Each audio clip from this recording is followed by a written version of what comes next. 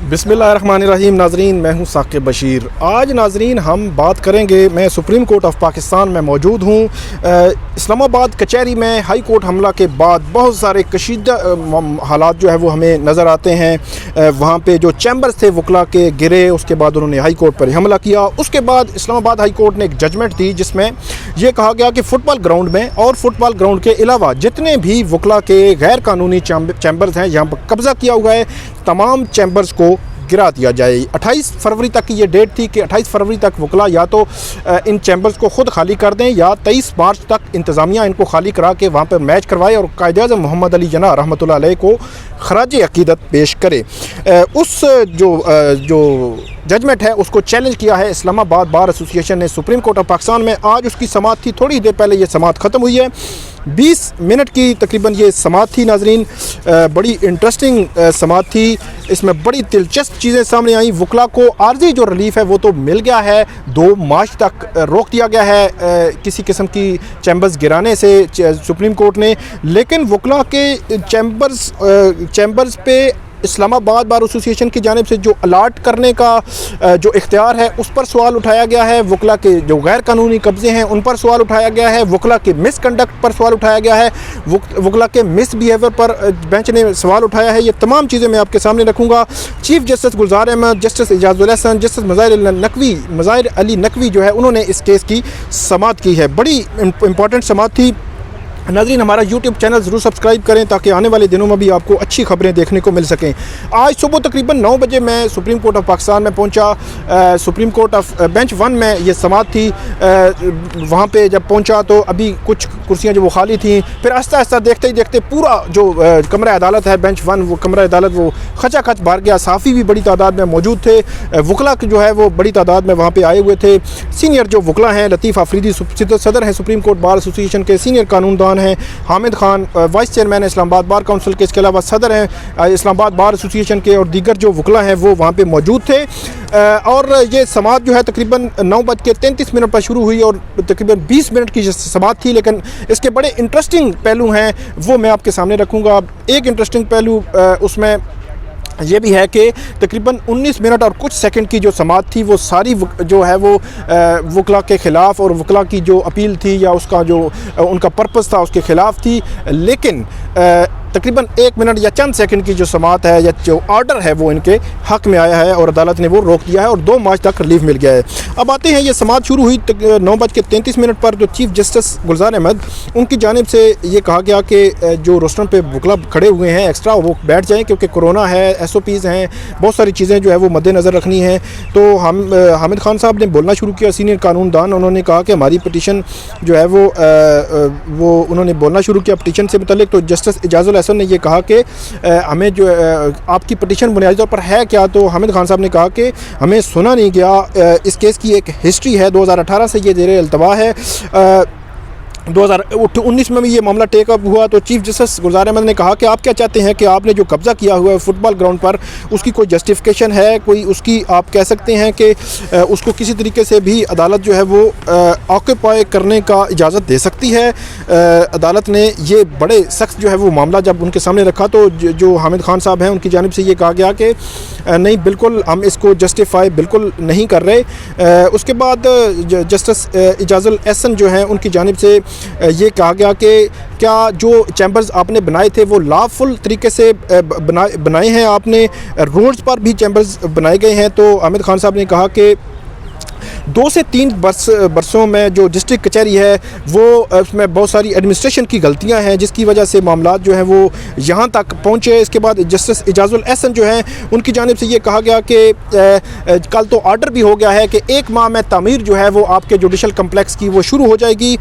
इसके अलावा जस्टिस इजाज़ुल हसन ने यह भी कहा कि वहाँ तो 3-3 स्टोरीज़ आपने चैम्बर्स बना रखे हैं, ग्राउंड पे पब्लिक एरियाज़ पे आपने वो चैम्बर्स बना रखे हैं और ये इसको बिल्कुल वो है वो जस्टिफाई जस्टिफाई नहीं किया जा सकता। आगे चीफ जस्टिस जो हैं गुलजार अहमद, उनकी जानिब से ये कहा गया जिस तरह आपने चैम्बर बनाए हैं और जिस तरह उसमें बिज़नेस जो है वो इन्वॉल्व है, ये इस्लामाबाद बार जो है वो उस पर भी अदालत ने ये कहा। और ये वो बात है जो बेंच है इस्लामाबाद हाई कोर्ट का चीफ जस्टिस अल्लाह की सरबराही में जो 4 रुकनी जो बेंच था, लार्जर बेंच था, उसने भी ये सवाल उठाया था कि इस्लामाबाद बार इन चैम्बर्स को अलॉट करने में शामिल रही है कि क्या कानून इस ज़मीन को वकला को देने की इजाज़त देता है। ये सवाल उठाया है चीफ जस्टिस गुलजार अहमद की जानिब से, जो वकला आज तक नहीं मानते। हम भी ये सवाल उठाते रहे हैं लेकिन नहीं मानते। इसके अलावा चीफ जस्टिस ने यह कहा कि वकला को दफातर बनाकर काम करना चाहिए, ना कि अवामी मकामात पर कब्ज़े करने चाहिए। अदालत ने बड़े अहम रिमार्क्स दिए और जस्टिस मुज़ाहिर अली नकवी जो हैं उनकी जानिब से ये कहा गया कि वकला चैम्बर्स के लिए 5 एकड़ अराजी जो है वो मुख्तास की गई। चैम्बर्स की ज़मीन हाई कोर्ट के ज़ेर कब्ज़ा है। ये शोएब शहीन जो एडवोकेट है उनकी जानिब से ये कहा गया। तो चीफ जस्टिस ने कहा वकला अपनी इज़्ज़त व तकरीम पर समझौता ना करें। हम भी खुद को वकला का हिस्सा समझते थे। वकला अदालतों के लिए जैसी गुफ्तगू करते हैं वो हमने कभी नहीं देखी। और ये क्या तरीका है जहाँ 4 वकील जमा हो, माइक्रोफोन उठाकर तकरीर शुरू कर दें। ये चीफ जस्टिस गुलजार अहमद के रिमार्क से उन्होंने वकला को मुखातब करके कहा और वकला अदलिया का हिस्सा होकर इसके खिलाफ क्या कुछ नहीं कहते। ये चीफ जस्टिस हैं उनकी जानिब से ये कहा गया। उसके बाद ये हामिद खान साहब ने जब ये चीफ जस्टिस ने कहा कि इसको जस्टिफाई किया जा सकता है कि आपके जो कब्ज़ा किया हुआ है वहाँ पे किसी तरह भी ऑक्यूपाई किया है, तो हामिद खान साहब ने कहा कि बिल्कुल जस्टिफाई नहीं किया जा सकता। उसमें जस्टिफिकेशन में उन्होंने एक बैकग्राउंड बताया कि बड़ी हिस्ट्री है और जुडिशल कम्प्लेक्स बनना है, लॉयर्स कम्प्लेक्स बनना है। तो ये प्रोफेशनल वकला के लिए भी चीफ जस्टिस ने ये कहा कि वो कब्ज़ा नहीं बल्कि उनको अपना एक अलग से ऑफिस जो है वो बनाना चाहिए। इसके बाद जो चीफ जस्टिस हैं उनकी जानिब से ये कहा गया कि पाकिस्तान में मैंने कहीं नहीं देखा कि कहीं पे ऐसा मामला हो। कराची में भी बड़ी जो प्रोमिनेंट जगह पे जो है वो अदालतें मौजूद हैं, वहाँ पे कभी ऐसा मामला जो है हमने नहीं देखा। उसके बाद चीफ जस्टिस ने कहा कि लायर्स जो है वो अपनी डिग्निटी को कंप्रोमाइज़ कर रहे हैं इस मामले में।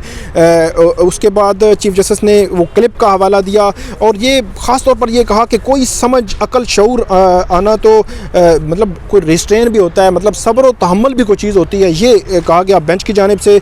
जिस इदारे का हिस्सा है उसके ख़िलाफ़ जो है वो वकला की जानिब से बोला जाता है। उसके अलावा जो वकील हैं उनकी जानिब से भी ये दलाइल दिए गए और ये कहा गया जो शोएब शहीन है उनकी जानिब से कि डीसी ने भी कोई अथॉरिटी वो वहाँ पे आर्जी जो है वो इजाज़त दी हुई थी। तो जस्टिस एजाजुल हसन ने कहा कि आर्जी जो इस तरह की अप्रूवल जो है उसका कोई वो नहीं होता, मुस्तकबिल नहीं होता, या उसको आप ये नहीं कह सकते कि आप मुस्तकिल वहाँ पे बैठ जाएँ। उसके बाद बड़ी इंटरेस्टिंग जो है वो सूरत हाल नाज़रीन पैदा हुई कि चीफ जस्टिस ने जब वकला वहाँ पर बहुत बड़ी तादाद में जमा थे तो अदालत ने कहा कि आप पहले भी आपको कहा है आप बैठ जाएँ, लेकिन आप नहीं बैठे।